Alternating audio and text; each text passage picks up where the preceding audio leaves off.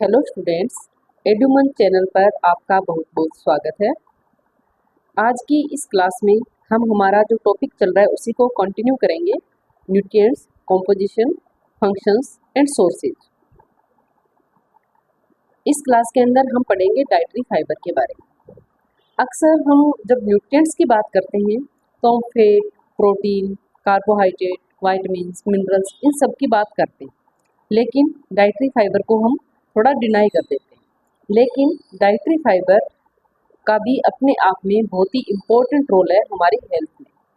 इसलिए हम dietary fibre के बारे में पढ़ेंगे, क्या होता है और इसके क्या क्या फंक्शंस हैं। Dietary fibre is defined as that portion of food derived from plant cells which is resistant to hydrolysis digestion by the elementary enzyme system in human being।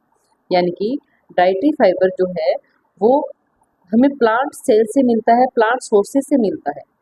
इसका हाइड्रोलिसिस नहीं होता है, इसका डाइजेशन भी नहीं होता है ह्यूमन बीइंग द्वारा, लेकिन फिर भी ये हमारे लिए बहुत इम्पोर्टेंट है। हमारी डाइट के अंदर डाइटरी फाइबर का होना बहुत ही इम्पोर्टेंट है। इसके कुछ फंक्शंस हैं जिनके बारे में हम पढ़ते हैं। Role of fibre in the prevention of diseases. सबसे पहले कोरोनरी हार्ट डिजीज, जो हमारी हार्ट डिजीज है उनके अंदर हमारा डाइटरी फाइबर जो है वो किस तरह से रोल प्ले करता है। हार्ट डिजीज की अगर हम बात करें तो इसमें सबसे इम्पोर्टेंट नाम आता है कोलेस्ट्रॉल का, क्योंकि जब कोलेस्ट्रॉल की मात्रा हमारे शरीर में बढ़ जाती है, हमने नॉर्मल जो कोलेस्ट्रॉल है उसकी बात करी थी हमने लास्ट वीडियोस के अंदर कि नॉर्मल कोलेस्ट्रॉल हमारी बॉडी में होना चाहिए 150 टू 200 mg पर डेसीलीटर ऑफ ब्लड। लेकिन अगर 150 टू 200 mg से ज़्यादा कोलेस्ट्रॉल का कंटेंट हमारी बॉडी में हो जाता है तो वो कोलेस्ट्रॉल हमारी आर्टरीज के अंदर जमना शुरू हो जाता है। और जब वो कोलेस्ट्रॉल हमारी आर्टरीज में जमेगा तो हमारी आर्टरीज के अंदर जो ब्लड का फ्लो होता है वो डिस्टर्ब हो जाएगा। यानी कि उसको जितना स्पेस चाहिए था, जितना स्पेस उसके लिए था आर्टरीज में, वो अब कम होना शुरू हो जाएगा। और जैसे ही वो स्पेस कम होएगा और वो ब्लड का फ्लो अपनी स्पीड से नहीं हो पाएगा तो उसका प्रेशर अब हमारे हार्ट पे पड़ेगा, और हार्ट पे जब प्रेशर पड़ेगा तो हाई बीपी की और हार्ट डिजीज होने की संभावना हो जाएगी। इसीलिए जो डाइटरी फाइबर है वो क्या काम करता है, उसका डाइजेशन तो हमारे शरीर में नहीं होता है, लेकिन वो जो भी कोलेस्ट्रॉल है या ब्लड ग्लूकोज है तो इनको क्या करता है, वो अपने में बाइंड कर लेता है। जितना हमारी बॉडी में चाहिए वो एब्जॉर्ब हो जाता है, उससे एक्सेस अमाउंट में जो भी होगा उसको अपने साथ वो बाउंड कर लेता है और उसको हमारे एक्सक्रीटरी सिस्टम के द्वारा बॉडी से बाहर निकाल दिया जाता है। तो आइए जानते हैं किस तरह से जो डाइटरी फाइबर है वो कोरोनरी हार्ट डिजीज में अपना रोल प्ले करता है। High fibre in the diet reduces cholesterol. अगर हम हाई फाइबर डाइट लेंगे तो वो हमारी बॉडी के अंदर जो कोलेस्ट्रॉल है उसको रिड्यूस कर देगा। Incorporation of fiber in the diet brings about reduction in serum cholesterol by preventing its absorption।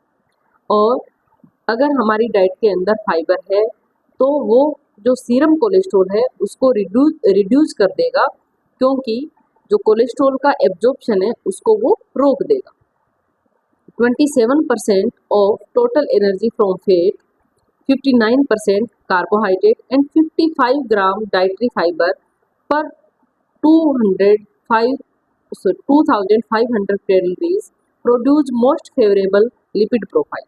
यानी कि अगर किसी इंसान की रिक्वायरमेंट है 2500 कैलोरीज की, तो उसको अपनी जो एनर्जी है 27% तो फैट से लेनी चाहिए, 59% कार्बोहाइड्रेट से लेनी चाहिए, इसके साथ ही साथ 55 ग्राम उसको डाइटरी फाइबर लेना चाहिए।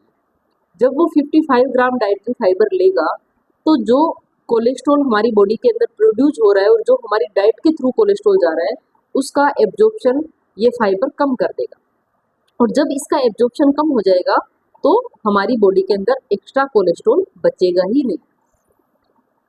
Pectin, guar gum, legumes, vegetables, fruits, oats, barley, fenugreek seeds have hypocholesteremic effect.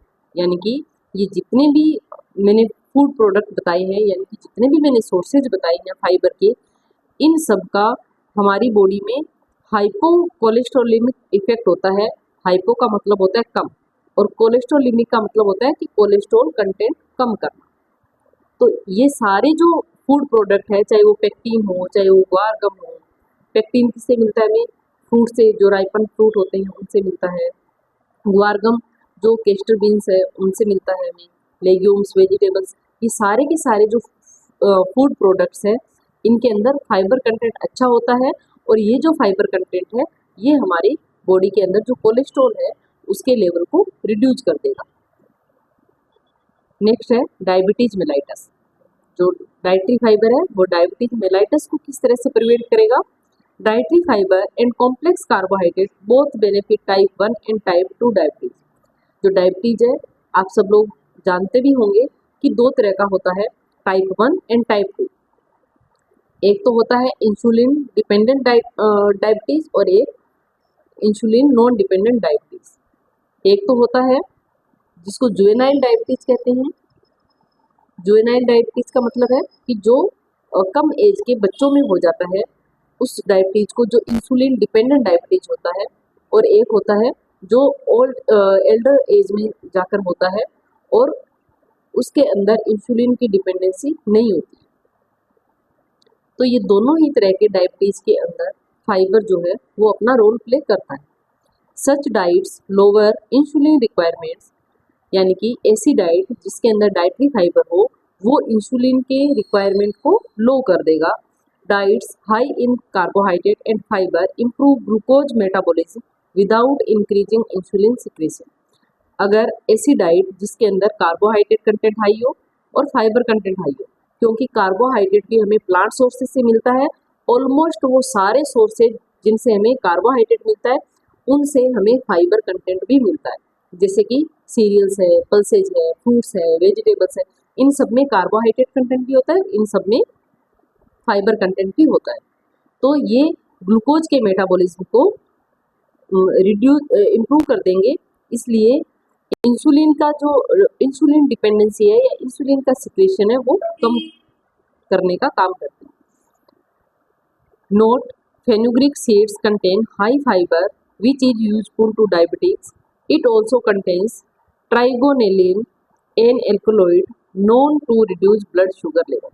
Fenugreek seeds जो मेथी के दाने होते हैं ये हमारे डायबिटीज को कंट्रोल करने के लिए बहुत ही यूजफुल होते हैं, क्योंकि इनके अंदर हाई फाइबर होता है और इसके साथ ही साथ इसके अंदर एक एल्केलॉइड पाया जाता है जिसका नाम होता है ट्राइगोनेलिन, और ये जो हमारा ब्लड शुगर लेवल है उसको रिड्यूस करने का काम करता है। तो ये बहुत इम्पोर्टेंट है, इसीलिए मैंने नोट डाल के इसको लिखा है। नेक्स्ट है कॉन्स्टिपेशन। जो डाइटरी फाइबर है वो कॉन्स्टिपेशन में किस तरह से रोल प्ले करेगा, क्योंकि डाइटरी फाइबर जो है वो हमारी ह्यूमन बॉडी के द्वारा डाइजेस्ट नहीं होती और इसकी वाटर एब्जॉर्प्शन कैपेसिटी ज़्यादा होती है।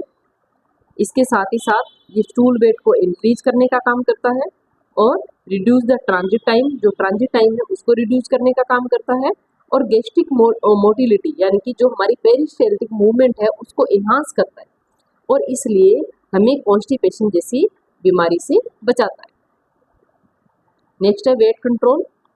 जो हाई फाइबर डाइट है वो हमारे वेट कंट्रोल करने में काफ़ी मददगार है। ये हमारी सेटाइटी को बढ़ा देता है।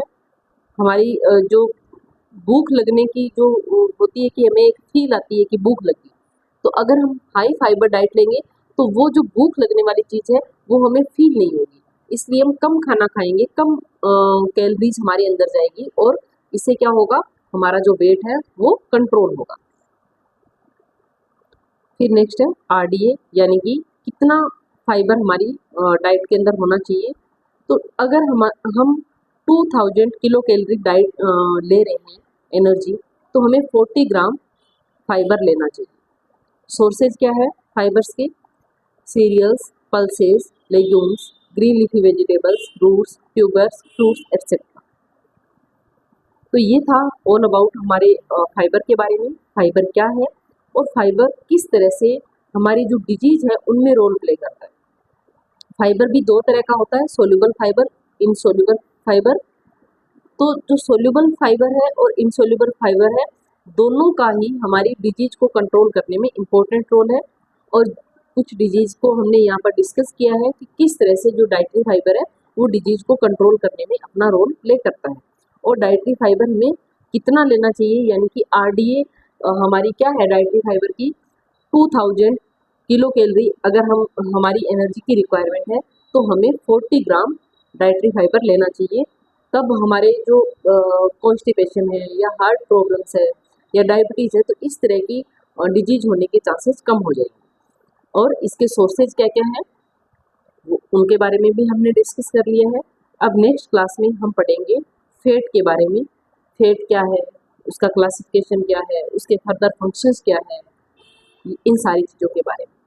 तो आज के लिए इतना ही, मिलते हैं नेक्स्ट क्लास में, तब तक के लिए थैंक यू।